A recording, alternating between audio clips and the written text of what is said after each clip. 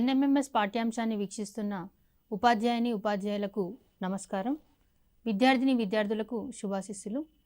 ఇప్పుడు మనం production of food from animals అనే పాఠ్యాంశం గురించి తెలుసుకుందాం. ఈ పాఠ్యాంశంలో ఏ విషయాల మీద మనం దృష్టి సారించాలి, ఎటువంటి ప్రశ్నలు అడిగే అవకాశం ఉందో తెలుసుకుందాం. యానిమల్ హస్బెండరీ, పశువుల పోషణ. పశు పోషణ అంటే ఏంటంటే providing food, shelter, protection and breeding of animals is called animal husbandry. సాధారణంగా వన్యజీవులు ఉన్నాయనుకోండి, అడవిలో నివసించే వాటికి ఎటువంటి ఆహారం అందించడం కానీ రక్షణ ఇవ్వడం కానీ ఉండదు. కానీ మనం పెంచుకునే పశువులకి ఆహారము, ఆవాసము, రక్షణ, అంతేకాకుండా బ్రీడింగ్కి అనువుగా పరిస్థితుల్ని కల్పించటం, ఇవన్నీ చేస్తాం. దీని అంతటిని కలిపి మనం యానిమల్ హస్బెండరీ, పశు పోషణ అంటాం. మరి మానవుడు ఎప్పటి నుంచి ఈ యానిమల్ హస్బెండరీ చేస్తున్నాడు, పశుపోషణ చేస్తున్నాడు అనేసి అనంటే, ఫర్ ఎగ్జాంపుల్ ఉదాహరణకి కుక్కని తీసుకున్నాం అనుకోండి, డాగ్ని ఎప్పటి నుంచి పెంచుతున్నాడు? 30,000 to 7,000 BC, అంటే క్రీస్తు పూర్వం 30,000 సంవత్సరాలకి ముందు నుంచి మనం కుక్కల్ని పెంచుతున్న ఆనవాళ్ళు ఉన్నాయి. నెక్స్ట్ షీప్, గొర్రెని 10,000 to 9,000 BC నుంచి, 11,000 సంవత్సరాలకు పూర్వం ముందు నుంచే మనం గొర్రెల్ని పెంచుతున్నట్టుగా ఆనవాళ్ళు ఉన్నాయి. పిగ్స్, పందుల్ని 9,000 BC, 9,000 సంవత్సరాలకి ముందు నుంచే మనం పందులని పెంచుతూ ఉన్నాం. గోట్, మేకలని 8,000 BC, 8,000 సంవత్సరాలకి ముందు నుంచి పెంచుతూ ఉన్నాం. Why did early man domesticate only some type of animals?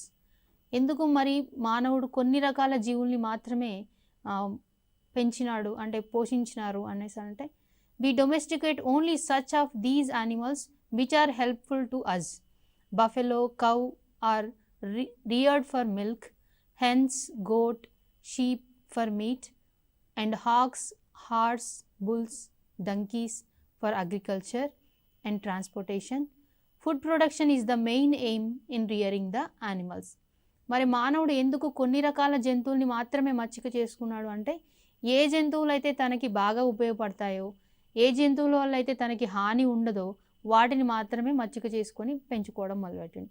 వాటిలో కొన్ని జంతువుల్ని ఆహారం కోసం, కొన్ని జంతువుల్ని పాల కోసం, మరికొన్ని జంతువుల్ని రవాణాకి మరియు వ్యవసాయం కోసం వినియోగించుకున్నాడు. మరి పశువులని పెంపకంలో మనకి ముఖ్యంగా ఎదురయ్యే సవాళ్ళు ఏంటంటే వ్యాధులు, పశువులకు వచ్చే వ్యాధులు. ఏం వ్యాధులు వస్తూ ఉంటాయి చూసినట్లయితే, some parasitic diseases cause damage to liver and intestines. Viral and bacterial diseases also affect milk production. Mosquito nets prevent from mosquito bites in rainy season. సాధారణంగా పశువుల్లో కాలేయాన్ని మరియు పేగులని ప్రభావితం చేసేవి ఏంటంటే కొన్ని రకాల కీటకాలు, లేకపోతే కొన్ని రకాల పరాన్న జీవులు అనమాట. వైరల్ అండ్ బ్యాక్టీరియల్ ఇన్ఫెక్షన్స్ వల్ల ఏంటి, పాల ఉత్పత్తి అనేది తగ్గిపోతుంది. ముఖ్యంగా దోమల్ని అరికట్టడానికి దోమ తెరల్ని వాడాల్సి ఉంటుంది, ఇది వర్షాకాలంలో. Care should be taken to prevent the growth of lies and mites on the kettles body.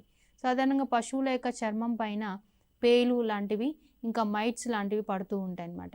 అవి ఏం చేస్తాయి, పశువుల యొక్క రక్తాన్ని పీలుస్తూ ఉంటాయి, కాబట్టి వాటి నుంచి రక్షించడానికి కోసం అవి లేకుండా చూస్తూ ఉండాలి. Next foot and mouth disease, గాలికుంటు వ్యాధి అంటాం. Foot and mouth disease is a common and dangerous disease partially in cows and buffaloes. Sheep and goats suffer from the worm infections like nattalu, like roundworms. Veterinary doctors provide treatment and health care for these cattle. పశువుల్లో సాధారణంగా కనిపించే వ్యాధి ఏంటంటే గాలికుంటు వ్యాధి అన్నమాట. ఇది మన గిట్టలకి వస్తుంది ఇది. అంతేకాకుండా మేకలు, గొర్రెల్లో వామ్స్, నట్టల వల్ల, అంటే పేగుల్లో నట్టలు పడుతూ ఉంటాయి కదా, అవి వాటి వల్ల వాటి యొక్క పెరుగుదల అనేది సరిగా ఉండదు, శారీరక బరువు కూడా తగ్గిపోతూ ఉంటుంది అన్నమాట. వెటర్నరీ డాక్టర్, పశువు వైద్యుని సంప్రదిస్తే వీటికి సరైన ట్రీట్మెంట్ ఇవ్వడం జరుగుతుంది. పాల ఉత్పత్తి, milk production. Among cows traditional species gives 2 to 5 liters of milk per day. సాధారణంగా మన దగ్గర ఉండే సాంప్రదాయ ఆవులు 2 నుంచి 5 లీటర్ల వరకు పాలు ఇవ్వడం జరుగుతుంది. Murrah species are reared in most of the district in our state. They give up to 8 liters of milk per day. Murrah జాతి గేదెలు మాత్రం రోజుకి 8 లీటర్ల పాలని ఇవ్వడం జరుగుతుంది. Haryana, Jafrabad, Nagpuri are the traditional varieties of cows in our country which give good quantity of milk. మన దేశంలో ఉండే సాంప్రదాయ వెరైటీస్ ఏంటివి? నాగ్పూరి, జాఫ్రాబాద్, హర్యానా లాంటి ఆవులు మంచి నాణ్యమైన పాలని ఇస్తాయి. జెర్సీ ఇంగ్లాండ్ దేశానికి చెందింది అండ్ హాలస్టిన్ డెన్మార్క్ దేశానికి చెందింది. ఇవి 2 foreign varieties. They give 25 litres of milk per day. These foreign varieties are crossbred with our native and local varieties. They give 8 to 20 liters of milk per day. Cows play a vital role in total milk production of our country. మన దేశంలో అత్యధికంగా పాలని ఉత్పత్తి చేయడానికి ఉపయోగపడుతున్నవి ఆవులు. అయితే ఆవులలో విదేశీ జాతులు రోజుకి 25 లీటర్ల వరకు పాలని ఇస్తాయి. కానీ విదేశీ జాతుల్ని మన దేశంలో పెంచుకోవడానికి అనుకూలంగా లేదు. అంతేకాకుండా అవి ఇక్కడ బతకలేవు. కాబట్టి ఏం చేస్తున్నారు? క్రాస్ బ్రీడ్ చేయటం ద్వారా, హైబ్రిడైజేషన్ ద్వారా ఏమవుతుంది? అక్కడ మన ఇండియన్ వెరైటీస్తో ఫారెన్ వెరైటీస్ని క్రాస్ బ్రీడ్ చేయడం ద్వారా ఇక్కడ పుట్టే జాతి ఆవులు అనేవి 8 నుంచి 20 లీటర్ల వరకు పాలను ఇవ్వగలుగుతున్నాయి. ఇవి మన దేశ వాతావరణ పరిస్థితుల్ని తట్టుకోగలుగుతున్నాయి. మిల్క్ ప్రిజర్వేషన్, పాలని నిల్వ చేయడం. పాలను ఉత్పత్తి చేయడంతో పాటు నిల్వ చేయడం అనేది కూడా చాలా ముఖ్యమైన ప్రక్రియ. Out of milk produced in our country, 60% is used to prepare cheese, kova, ghee, curd, milk powder and other milk products.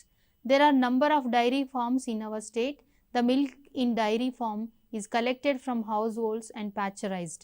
Milk is preserved in packets and transported. మరి వివిధ ప్రాంతాల నుంచి మనం ఈ డైరీస్ ద్వారా పాలని సేకరిస్తాం. సేకరించిన పాలని రకరకాల ఉత్పత్తులకి, ఏది ఘీ నెయ్యి తయారీకి కానీ, కోవా తయారీకి, చీజ్ జున్ను తయారీకి, పాల పౌడర్ తయారీకి వాడుతూ ఉంటాం. అలా మిగిలిపోయిన పాలను ఏం చేస్తుంటారు? పాస్చరైజ్ చేసి మళ్ళీ వాటిని ప్యాకెట్లలో నిల్వ చేసి ట్రాన్స్పోర్ట్ చేయడం జరుగుతుంది. మరి పాస్చరైజేషన్ అంటే ఏంటి అంటే, pasteurisation is the process of destructing disease causing microorganisms by boiling milk at 72 degrees centigrade or 145 degree Fahrenheit for the period of 30 minutes. After that, it is immediately cooled to below 10 degrees centigrade and stored. This process is used in milk chilling centers. పాల శీతలీకరణ కేంద్రాలు అని చెప్పేసి ఉంటాయి, milk chilling centres. ఈ milk chilling సెంటర్స్లో ఏం చేస్తారంటే, పాలని 72 డిగ్రీ సెంటిగ్రేడ్ వరకు, 72 డిగ్రీ సెంటిగ్రేడ్ వరకు వేడి చేస్తారు. ఎంతసేపు వేడి చేస్తారు ఆ డిగ్రీ సెంటిగ్రేడ్ వద్ద అంటే 30 నిమిషాల వరకు వేడి చేస్తారు. వేడి చేసి వెంటనే 10 డిగ్రీ సెంటిగ్రేడ్కి వాటి యొక్క టెంపరేచర్ని తగ్గించేసి పాకెట్లలో నిల్వ చేయడం జరుగుతుంది అన్నమాట. దానివల్ల పాలలో ఉండే బ్యాక్టీరియా మొత్తం చనిపోతుంది, ఎక్కువ కాలం పాటు నిల్వ ఉంటాయి. Uttar Pradesh is the highest milk producing state in India. భారతదేశంలో ఎక్కువగా పాలని ఉత్పత్తి చేసే రాష్ట్రం Uttar Pradesh. Professor JK Kurian, father off white revolution in India, worked a lot in increasing milk production through cooperative societies to fulfill the needs of our country. He proposed innovative activities in producing hybrid varieties of cows and buffaloes, animal health, milk collection and preservation. This is a great improvement in production of milk under the scheme Operation Flood. ఇక్కడ మీకు చాలా important అన్నమాట examination విషయంలో. Operation flood అనేది దేనికి సంబంధించిందంటే పాల ఉత్పత్తికి సంబంధించింది. దీంట్లో ఏం చేశాడు అతను, ప్రొఫెసర్ జేకే కురియన్ గారు అంటే, ఎక్కువ పాలని ఉత్పత్తి చేసే హైబ్రిడ్ వెరైటీస్ని ప్రొడ్యూస్ చేయడానికి అతను కృషి చేయడం జరిగింది. ఫారెన్ వెరైటీస్ అనేవి మన దేశంలో ఎక్కువ బతకవు కాబట్టి వాటిని క్రాస్ బ్రీడ్ చేసి మన దేశ వెరైటీస్తో పాల ఉత్పత్తి పెంచడానికి అతను కృషి చేశారు. అంతేకాకుండా ఈ కౌస్ బఫెలోస్ యొక్క హెల్త్, పాలని నిల్వ చేయడంలో కానీ పాల క్వాలిటీని పెంచడంలో కానీ ఇతను కృషి చేశారన్నమాట. అందుకే ఇతన్ని మనం ఫాదర్ ఆఫ్ వైట్ రెవల్యూషన్ అని ఎందుకు అంటున్నామంటే, పాల ఉత్పత్తిని పెంచడం కోసం ఇతను కృషి చేసిండ్రు కాబట్టి ఫాదర్ ఆఫ్ వైట్ రెవల్యూషన్ అని పిలుస్తాం JK కురియన్ని.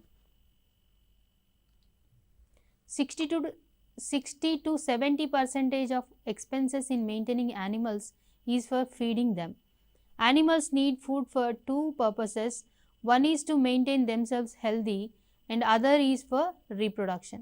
We provide hay, green and dry grass, oil seed cakes of groundnut, used as fodder for cows and buffaloes. These nutritious food helps to give good quality of milk. సాధారణంగా మనం పశువుల పెంపకంలో ఎక్కువగా ఖర్చు దేని మీద పెడతామంటే పశువులకు ఇచ్చే ఆహారం దానా మీద పెడతాం అన్నమాట. పశువులు ఈ ఆహారాన్ని దేనికి ఉపయోగించుకుంటాయి ముఖ్యంగా అంటే వాటి యొక్క ఆరోగ్యం కోసం, ఇంకా ప్రత్యుత్పత్తి కోసం ఉపయోగించుకుంటాయి, రీప్రొడక్షన్ కోసం. ఆహారంగా మనం గడ్డిని కానీ ఈ వేరుశనగ చెక్కని కానీ పెడుతూ ఉంటారనమాట. దాని ద్వారా మంచి పాలు, గుడ్ క్వాలిటీ మిల్క్ ఇవ్వడం జరుగుతుంది. వన్స్ గేదె అంటే డెలివరీ అయిన తర్వాత ఫస్ట్ వచ్చే మిల్క్ అంటే 2-3 రోజుల పాటు ఇచ్చే మిల్క్ని మనం ఏమంటామంటే కొలోస్ట్రమ్ అంటాం. Milk is the secretion of mammary glands in animals during the period following at least 72 hours after calving or until the milk is colostrum free.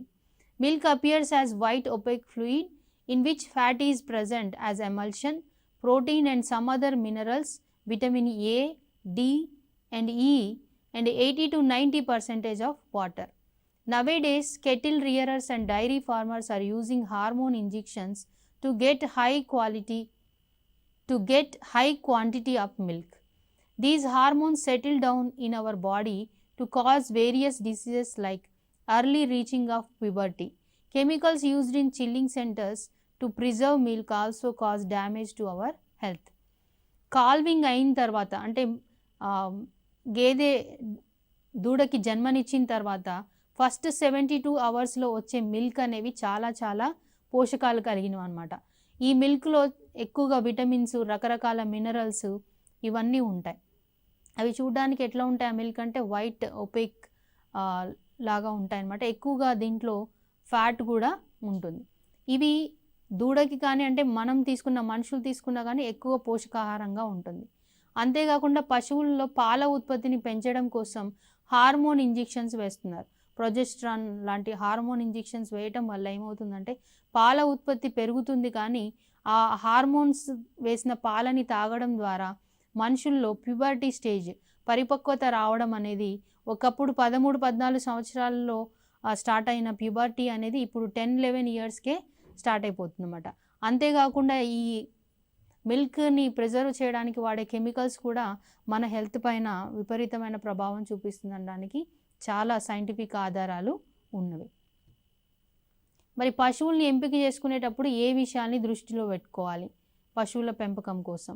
Select high milk producing varieties either traditional or hybrid. మనం ఎంపిక చేసుకునేవి hybrid అయినా కానీ సాంప్రదాయకమైనవి కానీ ఎక్కువ పాలనిచ్చే వాటిని ఎంపిక చేసుకోవాలి. Observe 2 to 3 days for average milk production. పాలు ఎంత ఇస్తున్నాం అనేది 2 నుంచి 3 రోజుల వరకు పరిశీలించాలి.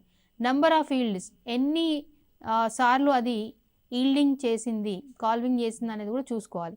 Body size, capacity of eating fodder and health, ఎంత ఆహారం తీసుకుంటుంది, దాని బాడీ సైజ్ ఎట్లుంది, ఇవన్నీ కూడా చూసుకోవాలి. Consult a veterinary doctor and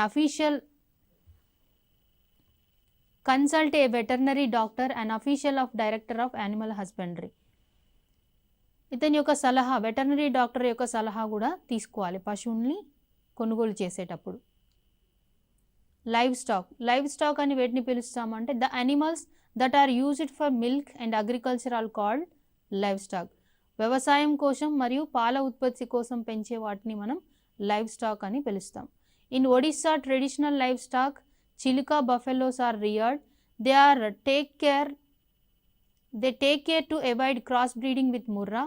They graze during night times in brackish water of Chilka Lake. They return home in the morning, give milk without any extra feed. This milk tastes a bit salty and kept up to 7 days without refrigeration. చూడండి, ఇక్కడ చిలుక గేదెలు అనేవి ఇచ్చే పాలు 7 రోజుల వరకు కూడా బయట పెట్టినా పాడు కావంట. ఎందుకు అనేసి అనంటే ఇవి ఎక్కువగా ఎక్కడ ఫుడ్ని తీసుకుంటాయంటే చిలుక లేక్ యొక్క పరివాహక ప్రాంతంలో పెరిగే గడ్డిని ఆహారంగా తీసుకుంటాయి.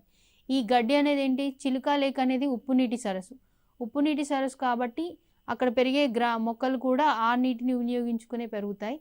ఈ గేదె తినే ఆహారం కూడా దానికి రిలేటెడే ఉంటుంది కాబట్టి ఈ పాలలో సూక్ష్మజీవులు అంతగా పెరగవు, సాల్టీ టేస్ట్ ఉంటాయి కాబట్టి బయట ఉన్నా కూడా ఎక్కువ రోజులు కూడా పాడు కాకుండా ఉంటాయన్నమాట. Other uses of cattle rearing. పశువుల పెంపకం వల్ల ఇతర ఉపయోగాలు ఏముంటాయి చూద్దాం. Another side of cattle rearing is getting leather which is used in the leather industry. Bones are used in fertilize industry. Leather పశువుల యొక్క చర్మాన్ని మనం లెదర్ ఇండస్ట్రీలో షూస్, బెల్ట్స్, పర్సెస్ తయారీకి వాడుతూ ఉంటారు. బోన్స్ పశువుల యొక్క బోన్స్ అవి చనిపోయిన తర్వాత వాటిని ఎరువుల తయారీ కోసం ఉపయోగించడం జరుగుతుంది. ఇంకా పశువుల యొక్క డంగ్ నుంచి బయోగ్యాస్ ఫ్రమ్ కెటిల్ డంగ్, పశువుల యొక్క వ్యర్థాల నుంచి బయోగ్యాస్ని ఉత్పత్తి చేయడం జరుగుతుంది. బయోగ్యాస్ని మనం వంట తయారీకి, ఆహార పదార్థాలని వండడానికి ఉపయోగించుకుంటాం. Beef, mutton and pork meat production from cattle. ఇంకా మనకి బీఫ్ అనేది బఫెల్లోస్ నుంచి వచ్చే మాంసాన్ని బీఫ్ అంటాం. షీప్ అండ్ గోడ్ నుంచి వచ్చే మాంసాన్ని మటన్ అంటాం. పిగ్స్ నుంచి వచ్చే మాంసాన్ని పోర్క్ అంటాం. ఇక్కడ మీట్ ప్రొడక్షన్ కూడా ఉంటుంది పశువుల నుంచి. దెన్ పశువుల తర్వాత మనకి ఉపయోగపడే జంతువుల్లో పక్షులు ఇక్కడ పౌల్ట్రీ, కోళ్ళ పరిశ్రమ. Production and rearing of hence on large scale is generally called poultry.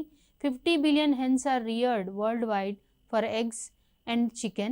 We know that farmers rear cocks and hens in villages. Most of these are local varieties or నాటు కోళ్ళు. సాధారణంగా మనం ఎక్కువ మొత్తంలో కోళ్ళని పెంచడాన్ని కోళ్ళ పరిశ్రమ అంటాం. ప్రపంచవ్యాప్తంగా 50 బిలియన్ హెన్స్ని పెంచుతూ ఉన్నారు గుడ్ల కోసం మరియు మాంసం కోసం. గ్రామాల్లో అయితే మనం పెంచే కోళ్ళని నాటు కోళ్ళు అని చెప్పేసి అంటాం. కానీ కోళ్ళ పరిశ్రమలో పెంచే మాత్రం hybrid varieties. We get 74% chicken and 64% of eggs only from poultry farms. Poultry has emerged as one of the major industries in last 2 decades. గత 20 సంవత్సరాల్లో బాగా వేగంగా అభివృద్ధి చెందిన సంస్థ ఏంటంటే, వ్యాపారం ఏంటంటే కోళ్ళ పరిశ్రమ.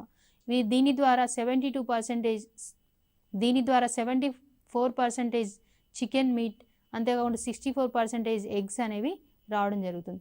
India achieved 4th position in the world by producing 41.06 million eggs per annum. సంవత్సరానికి మరియు 41 మిలియన్ల గుడ్లని ఉత్పత్తి చేసి ఇండియా ప్రపంచంలో 4వ స్థానంలో ఉంది. 5th position for production of meat about 1000 million kgs per annum. సంవత్సరానికి 1000 మిలియన్ల చికెన్ని ప్రొడ్యూస్ చేసి 5th పొజిషన్లో ఉంది ప్రపంచంలో. కోళ్ళ పరిశ్రమలో ముఖ్యంగా గుర్తుంచుకోవాల్సిన అంశాలు: broilers are commonly used variety in poultry. They are reared for meat. Layers are reared for the production of eggs. మరి పౌల్ట్రీలో మనకి 2 రకాల కోళ్ళని గమనించవచ్చు: బ్రాయిలర్స్, లేయర్స్. బాయిలర్స్ అనేవి మాంసం కోసం పెంచుతారు, లేయర్స్ని గుడ్ల కోసం పెంచడం జరుగుతుంది. Natural wild varieties grow fully to 5 to 6 months, but broilers grow fully in just 6 to 8 weeks. This happens due to genetic modification in the hens. సాధారణంగా కోళ్ళు పెరగడానికి, మన ఇండ్లలో పెంచుకునే పెరగడానికి 5 నుంచి 6 నెలల కాలం పడుతుంది. అదే బ్రాయిలర్స్ పెరగడం కోసం 6 నుంచి 8 వారాల సమయం పడుతుంది. అంటే 1.5 నెల మాత్రమే పడుతుంది అన్నమాట. ఎందుకు అంటే ఇవి వేగంగా పెరగడం కోసం వీటిలో జన్యు మార్పిడి చేసి ఉన్నారు. New Hampshire White Plymouth, Rhode Island Red, White Leghorn, Ancona are the foreign varieties of meat giving species. Boiler వెరైటీల్లో రకాలన్నమాట వీటి పేర్లు. Layers are reared for production of eggs. Some hens are able to lay 300 to 350 eggs in their lifespan, but one has to follow proper management techniques up to 21 to 72 weeks for getting eggs. Layers అనేవి తమ జీవిత కాలంలో 300 నుంచి 350 గుడ్లని పెట్టడం జరుగుతుందన్నమాట. వీటిని సరైన రీతిలో protection చేస్తే 21 to 72 వీక్స్ వరకు నాణ్యమైన గుడ్లని ఇవ్వడం జరుగుతుంది. Natural country varieties are good for hatching purpose. Asil, Kadaknath, Chittagong, Longshan, Bursa are the pure local varieties, but the rate of production of eggs is lower than the hybrid varieties. Hybrid వెరైటీస్తో పోలిస్తే మన సాంప్రదాయ కోళ్ళు చాలా తక్కువ మొత్తంలో గుడ్లను పెట్టడం జరుగుతుంది. ఇక్కడ చెప్పిన పేర్లు కలిగిన కోళ్ళు అన్నీ కూడా ఏంటంటే సాంప్రదాయ వెరైటీస్ అన్నమాట. అసిల్ కానీ, కడక్నాథ్, చిట్టగాంగ్ లాంటివి. అసిల్, బెర్సకోడి, the Indian traditional variety is meant for fighting because it is pugnacity, high stamina and majestic gait. Aseel బెరస కోడి అనేది మన సాంప్రదాయమైన కోడి రకం. దీన్ని దేనికి ఉపయోగిస్తారంటే కోడి పందాల కోసం వాడతారు. సంక్రాంతి పండుగప్పుడు కోడి పందాల గురించి మనం వింటూ ఉంటాం. ఈ కోడి పందాలకు వాడే కోడి రకమే Aseel. Hatchability of eggs is generally influenced by 37 to 38 degrees temperature. In poultry industry, hen waste is used as nutritional manure in agriculture.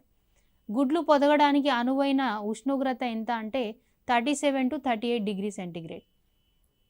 కోళ్ళ పరిశ్రమలో వచ్చే వ్యర్థాలని వ్యవసాయంలో మంచి ఎరువుగా ఉపయోగించుకుంటూ ఉంటారు. ఎన్ఈసిసి అంటే నేషనల్ ఎగ్ కోఆర్డినేషన్ కమిటీ. ఇక్కడ మీరు చిత్రంలో చూస్తున్న పక్షి ఈము బర్డ్. ఇదేంటంటే ప్రపంచంలోనే అతిపెద్ద పక్షుల్లో రెండో రకం అన్నమాట. సెకండ్ లార్జెస్ట్ బర్డ్ అని చెప్తాం.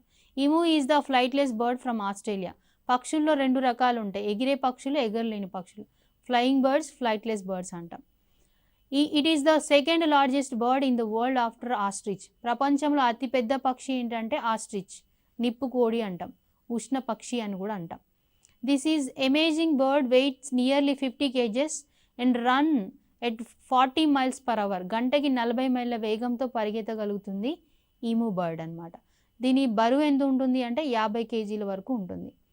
Meet, chicks, skin, leather, oil, feathers, eggs are the main products in the emu culture. Its meat and eggs are costly. Emu పక్షుల్ని కూడా ఎక్కువగా పెంచడం జరుగుతుంది ఈ మధ్య కాలంలో. ఎందుకంటే వీటి శరీరం నుంచి వచ్చే అన్ని పదార్థాలు కూడా ఎకనామిక్ వాల్యూని కలిగి ఉన్నాయి కాబట్టి. శరీరం నుంచి వచ్చే అన్ని రకాలు అంటే ఫెదర్స్, ఆయిల్స్, చర్మము, దీని యొక్క గుడ్లు అన్నీ కూడా మంచి ధర అంటే కాస్ట్లీ అని చెప్పొచ్చు. ఇంకొక రకమైన జంతువులు మనందరికీ ఆహారంగా ఉపయోగపడేవి, అతి చిన్న జంతువులు కానీ అత్యంత విలువైన ఆహారాన్ని ఉత్పత్తి చేస్తాయి. ఏంటివి? తేనెటీగలు, హనీబీస్ అంటాం. Culture of honeybees is called apiculture. The Egyptians were well acquainted with bee husbandry 4000 years ago as they practiced migratory beekeeping. ప్రపంచంలో మరి మొట్టమొదటగా తేనెటీగలు పెంచిన ఆనవాళ్ళు ఎవరి దగ్గర ఉన్నాయంటే ఈజిప్షియన్లు. ఈజిప్ట్ వాళ్ళు 4000 సంవత్సరాలకి పూర్వమే తేనెటీగలను పెంచినట్టుగా తెలుస్తుంది.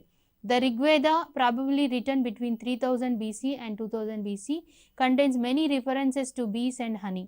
They named honey as a divine food. మరి మన వేదాల్లోని ఋగ్వేదం కూడా ఏం చెప్తుందంటే ఇది క్రీస్తుపూర్వం 3000 సంవత్సరాలకి పూర్వం రాయబడిన వాటిల్లో హనీ అనేది ఒక డివైన్ ఫుడ్ అని చెప్పడం జరుగుతుంది.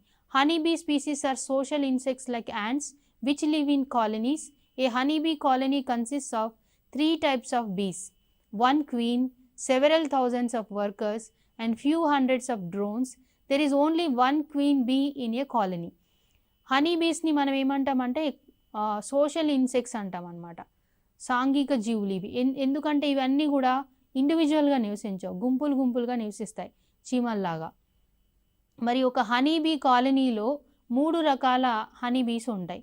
ఏంటివి అంటే ఒక క్వీన్ బీ, రాణి ఈగ ఉంటుంది, ఇంకా వర్కర్స్, కూలీ ఈగలు ఉంటాయి, ఇంకా హండ్రెడ్స్ ఆఫ్ డ్రోన్స్, మగ ఈగలు, కొన్ని వందల సంఖ్యలో మగ ఈగలు ఉంటాయన్నమాట.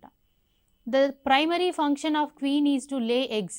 మరి రాణి ఈగ ఏం చేస్తుంది అంటే గుడ్లను పెడుతుంది. ఎన్ని గుడ్లను పెడుతుంది? 800 to 1200 eggs per day. రోజుకి 800 నుంచి 1200 గుడ్లను పెడుతుంది. The life span of queen is 2 to 3 years. ఎన్ని సంవత్సరాలు బతుకుతుంది? 2 నుంచి 3 సంవత్సరాలు బతుకుతుంది అనమాట. ఏ worker has 5 to 6 weeks and the drone has 57 days. There are sterile females which are called workers in the hive.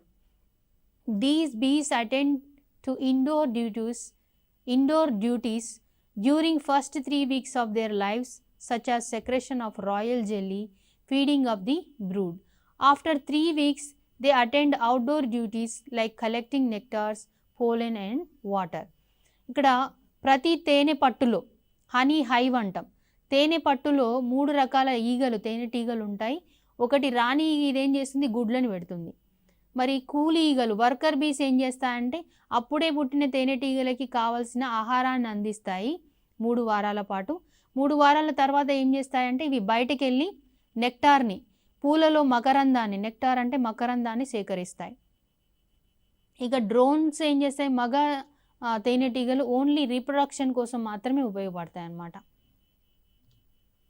ఇక్కడ మీరు చిత్రంలో చూడొచ్చు క్వీన్ బీ ఎలా ఉంటుంది, రాణి ఈగ. పెద్దగా ఉండేది క్వీన్ బీ అన్నమాట. ఇది వర్కర్ బీస్ అనేవి కూలీ ఈగలు. డ్రోన్ అనేది మగ తేనెటీగ అన్నమాట. Drones are the male members of the colony. They are very lazy and unable to gather food. Their main duty is practising in mating. Mating takes place in the open when the queen is in flight. The drone dies during the act or immediately as their abdomen burst open during this process. మరి మగ తేనెటీగలు అనేవి చాలా బద్ధకం కలిగినాయి అనమాట. ఇవి ఆహార సేకరణ అసలే చెయ్యవు. కూలీ ఈగలు వర్కర్ బీస్ ఆహార సేకరణ చేస్తాయి. దీని మెయిన్ డ్యూటీ ఏంటి, మగ తేనెటీగలు ఎందుకు ఉపయోగపడతాయంటే ఇది రీప్రొడక్షన్లో పార్టిసిపేట్ చేయడం కోసం అనమాట. ఆడ ఈగ క్వీన్ బీ ఎప్పుడైతే గాల్లో ఎగురుతూ ఉంటుందో అప్పుడు అవి మేటింగ్లో పార్టిసిపేట్ చేస్తాయి.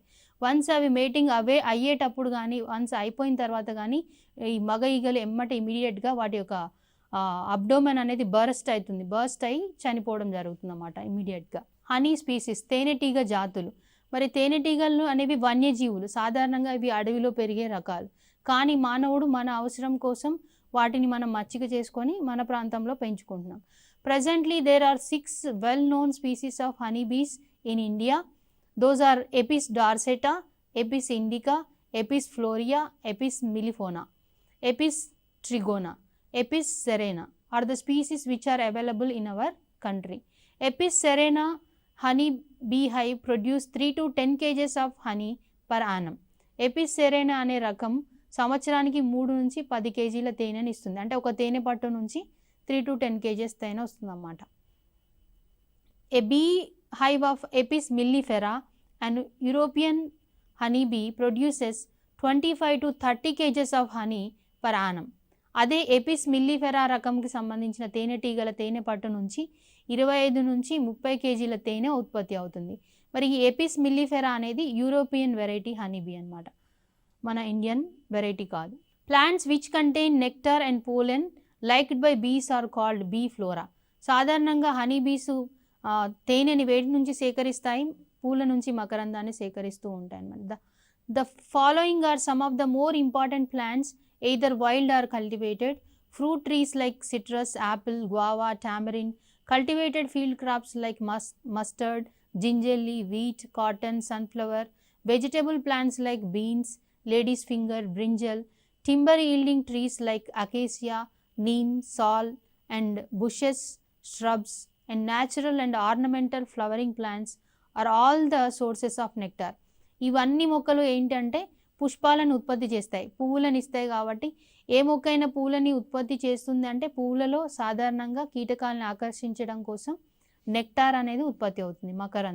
మకరందం అనేది స్వీట్ స్మెల్ ఉంటుంది కాబట్టి దానికి అట్రాక్ట్ అయ్యి బీస్ అనేవి రావడం జరుగుతుంది. The bees of a colony sometimes rob another colony especially during drought period. సాధారణంగా ఒక తేనె పట్టులోని తేనెటీగలు వేరే తేనె పట్టులోని తేనెని కొన్నిసార్లు దొంగిలిస్తూ ఉంటాయన్నమాట. ఎప్పుడు పువ్వులు లేని కాలంలో, మకరందం దొరకని కాలంలో. బీ హైవ్, తేనె పట్టు. The bee wax and the bee venom are other products in apiculture. తేనెటీగల పెంపకంలో వచ్చే ఇంకొక 2 ప్రోడక్ట్స్ వచ్చి వ్యాక్స్, మైనం, ఇంకొకటి తేనెటీగల నుంచి తీసే విషం అన్నమాట. Bee venom is used for the preparation of apis tincture. It is used in homeopathic treatment. మరి తేనెటీగల నుంచి తీసిన విషాన్ని హోమియోపతిక్ ట్రీట్మెంట్లో ఉపయోగిస్తూ ఉంటారు అన్నమాట. దీన్ని ఎపిస్ టింక్చర్ అని అంటారు. The major uses of bee wax are production of polish cream, nail polish etcetera. మనం బూట్లు పాలిష్ చేయడానికి వాడే క్రీమ్ కానీ, గోళ్ళకి వేసుకునే రంగులో కానీ ఈ మైనాన్ని వాడుతూ ఉంటారు. Production of honey in large scale is by providing artificial bee hives. The hive consists of floor board, brood chamber, super chamber, top cover, inner cover, frames and entrance rod. These parts can easily be separated. సాధారణంగా మనం తేనెటీగల్ని మనం ప్రాంతంలో పెంచుకోవడం కోసం, ఆర్టిఫిషియల్గా పెంచుకోవడం కోసం ఈ వస్తువులన్నీ అవసరం అవుతాయి. Various pests and predators attack honeybee colonies. Box moth, wasps, robber flies, dragonflies attack honeybee colonies. King crow, bee eater are more harmful during swarm period. Beekeepers should protect beehives from the pests and predators. సాధారణంగా తేనెటీగల పెంపకానికి హాని కలిగించేవి ఇవన్నీ అన్నమాట. వీటన్నిటి నుంచి మనం రక్షించుకుంటూ ఉండాలి. ఫిషరీస్, చేపల పెంపకం. ఫిషరీస్లో మనం రకరకాల చేపల్ని పెంచుతూ ఉంటాం. అయితే సింగిల్ ఒకే రకమైన చేపలు కానీ లేదా డిఫరెంట్ వెరైటీస్ ఆఫ్ చేపల్ని ఒకే ఏరియాలో పెంచుతూ ఉంటారు. దాన్ని కాంపోజిట్ కల్చర్ అని చెప్పేసి అని అంటుంటాం. Fish constitute an important and rich sources of high quality animal protein. India has a Coast line of about 7,500 kilometers, and the total available area for fishing both inshore and offshore is nearly 0.4 million square meter. In addition, there are extensive inland water areas comprising of numerous rivers, freshwater and brackish water lakes, reservoirs, tanks, ponds and swamps. మనకి సముద్ర తీర ప్రాంతము ఎక్కువగా ఉంది కాబట్టి ఈ తీర ప్రాంతంలో సముద్రంలో కానీ ఇంకా మనకున్న water bodies, different water bodies ఉన్నాయి కాబట్టి చేపల పెంపకానికి అనువుగా ఉంటుంది. చేపల పెంపకమే కాకుండా aquatic animals, different types of aquatic animals పెంచుకోవడానికి అనుకూలమైన వాతావరణం మన ఇండియాలో ఉన్న వాటర్ బాడీస్. వీటిలో ఏమేమి పెంచుకోవచ్చు అంటే ప్రాన్స్, లాబ్స్టర్స్, క్రాబ్స్ అనే క్రస్టేషియన్స్ని, వీటితో పాటు చేపలు, ముర్రెల్, కాట్లా, బొచ్చలు, రోహు, సియర్ అంటే డిఫరెంట్ లోకల్ వెరైటీస్ని, ఫిషెస్ని పెంచుకోవచ్చు. బ్రాకిష్ వాటర్ అంటే ఏంటంటే నది సముద్రంలో కలిసే చోటుని మనం బ్రాకిష్ వాటర్ అంటాం. అంటే మంచినీరు, ఉప్పు నీరు రెండు కలిసే నీటిని బ్రాకిష్ వాటర్ అంటాం. ఈ బ్రాకిష్ వాటర్లో కూడా different types of aquatic animals పెంచుకోవడానికి అనుకూలంగా ఉంటుంది. కాంపోజిట్ కల్చర్ అనే కీవర్డ్ కూడా గుర్తుపెట్టుకోండి. కాంపోజిట్ కల్చర్లో ఏంటంటే 5 to 6 వెరైటీస్ ఆఫ్ డిఫరెంట్ ఫిషెస్ని పెంచుతూ ఉంటారన్నమాట. అంటే దీంట్లో ఏంటి, కొన్ని చేపలు నీటి పైన ఎక్కువగా పెరగడానికి ఇష్టపడతాయి, కొన్ని చేపలు నీటి మధ్యలో, అంటే ఒక చెరువుని తీసుకుంటే నీటి మధ్యలో పెరగడానికి ఇష్టపడతాయి, కొన్ని చేపలు నీటి అడుగున బాటంలో పెరగడానికి ఇష్టపడతాయి అన్నమాట. కాబట్టి వీటికి ప్లేస్కి పోటీ ఉండదు. ఆహార పదార్థాలు కూడా ఏ ఏరియాలో దొరికేవి అవే ఎక్కువగా తీసుకుని పెరుగుతూ ఉంటాయి. కాబట్టి ఫుడ్కి కానీ ప్లేస్కి కానీ కాంపిటీషన్ ఉండదు. ఈ కాంపోజిట్ కల్చర్ ద్వారా ఎక్కువ ప్రొడక్షన్ తక్కువ టైంలో ఒకే చోట పొందడానికి అవకాశం ఉంటుందన్నమాట. ఇంకా మీకు ఈ పిక్చర్లో కనిపించేవి సీవీడ్స్, సముద్రపు కలుపు మొక్కలు అనమాట. Seaweeds constitute an important marine resource and are found along the rocky internal and subtidal regions of the coasts of India. The Sundarbans, the Chiluka Lake and deltas of Godavari and Krishna, Gulf of Mannar, Pak Bay, Gujarat coast and around Lakshadweep, Andaman and Nicobar Islands are the areas rich in seaweeds. కలుపు మొక్కలు, సముద్రపు కలుపు మొక్కలు ఈ ఏరియాస్లో ఎక్కువగా పెరుగుతూ ఉంటాయి. They are used for human consumption as cattle and poultry feed, as manure and for industrial purposes as the source of phycocolloids like agar agar. ఈ సముద్రపు కలుపు మొక్కల్ని మనం ఆహారంగా వినియోగిస్తూ ఉంటాం. కలుపు మొక్కలు ఏంటి, మనం తినడం ఏంటి అనుకుంటాం, కానీ వీటిలో ఎక్కువగా పోషకాలు, విటమిన్స్, మినరల్స్ ఉండడం జరుగుతుంది. దీన్ని సూపర్ ఫుడ్ అని కూడా అంటాం. అగర్ అగర్, స్పైరులినా లాంటి కలుపు మొక్కల్ని మనం సూపర్ ఫుడ్ అని అంటాం. ఎందుకంటే అందులో ఎక్కువ పోషకాలు ఉంటాయి. మనకే కాకుండా పశువులకి ఆహారంగా కూడా దీన్ని ఉపయోగిస్తూ ఉంటారు. ఇంకా హెచ్చురీస్ అంటే రివర్, నదిలో కలిసే సముద్రంలో హెచ్చురీస్ అంటే నది సముద్రంలో కలిసే చోటుని హెచ్చురీస్ అంటాం. హెచ్చురీస్లో డిఫరెంట్ ఎన్వైర్మెంటల్ కండిషన్ ఉంటుందన్నమాట. ఫ్రెష్ వాటర్, సాల్ట్ వాటర్ రెండు మిక్స్ అవుతాయి కాబట్టి ఇలాంటి ఎన్వైర్మెంటల్ కండిషన్ని తట్టుకొని పెరిగేయడానికి కూడా కొన్ని ఫిషెస్ అనుకూలంగా అక్కడ ఉంటాయి. వాటిని మనం గ్రో చేయొచ్చు ఈ వాటర్లో. పిల్లలు, ఇప్పటి వరకు మనం జంతువుల నుండి ఆహార ఉత్పత్తి ఏ విధంగా జరుగుతుందనేది చూసాము. దీంట్లో పశువుల పోషణ, దాని తర్వాత తేనెటీగల పెంపకం, దాని తర్వాత కోళ్ళ పెంపకం, వీటి గురించి తెలుసుకున్నాం. వీటిపైన ఎన్ఎంఎంఎస్లో క్వశ్చన్స్ ఏ విధంగా అడిగే అవకాశం ఉందో చూద్దాం. Find the odd one based on the variety. దీంట్లో భిన్నమైన దాన్ని గుర్తించమని చెప్తున్నాడు. రోడ్ ఐలాండ్ రెడ్, చిట్టగాంగ్, లాంగ్షాన్, బుర్సా ఇవన్నీ కూడా ఏంటి, కోళ్ళ వెరైటీస్. దీంట్లో ఫస్ట్ ఉన్నది ఏ, రోడ్ ఐలాండ్ రెడ్ అనేది ఫారెన్ వెరైటీ, మిగతా మూడు అన్నీ కూడా లోకల్ వెరైటీస్. కాబట్టి దీంట్లో ఆడ్ వన్ ఏంటి, భిన్నమైనది ఏంటి, A. Option A correct. Killing microbes in the milk is called. పాలలో ఉన్న సూక్ష్మజీవుల్ని చంపడాన్ని ఏమంటాం?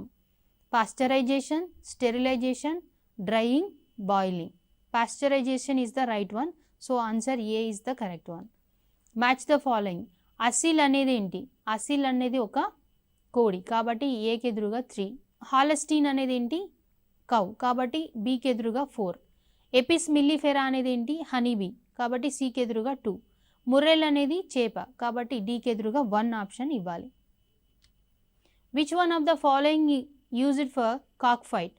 కాక్ ఫైట్ కోసం, కోడి పందాల కోసం ఉపయోగించే కోడి రకం ఏంటి? కడక్నాథ్, చిట్టగాంగ్, బుర్సా, అసిల్. దీంట్లో అసిల్ అనేది బెరస కోడిని కాక్ ఫైట్ కోసం ఉపయోగిస్తాం కాబట్టి option D is the right one. Aseel అనేది కాక్ వెరైటీ కాబట్టి మనం ఏకి ఎదురుగా 3 ఆప్షన్ పెట్టాలి. హాలెస్టీన్ అనేది కౌ వెరైటీ, బి ఎదురుగా 4 ఆప్షన్ ఇవ్వాలి. ఎపిస్ మిల్లిఫెరా సి ఎదురుగా హనీబీ కాబట్టి 2 ఆప్షన్ ఇవ్వాలి. ముర్రెల్ అనేది చేప రకం కాబట్టి డి ఎదురుగా ఆప్షన్ 1 ఇవ్వాలి. ఓకే పిల్లలు, ఇప్పటి వరకు మనం ఎన్ఎంఎంఎస్లో ఎలాంటి క్వశ్చన్స్ అడుగుతారు, జంతువుల నుండి ఆహారోత్పత్తి అనే పాఠ్యాంశం నుంచి చూసాం కదా. మరొకసారి మరొక పాఠ్యాంశంలో ఎటువంటి ప్రశ్నలు అడుగుతారు, ఆ పాఠ్యాంశంలో ఏ అంశాల మీద దృష్టి సారించారో తెలుసుకుందాం. అప్పటి వరకు సెలవు.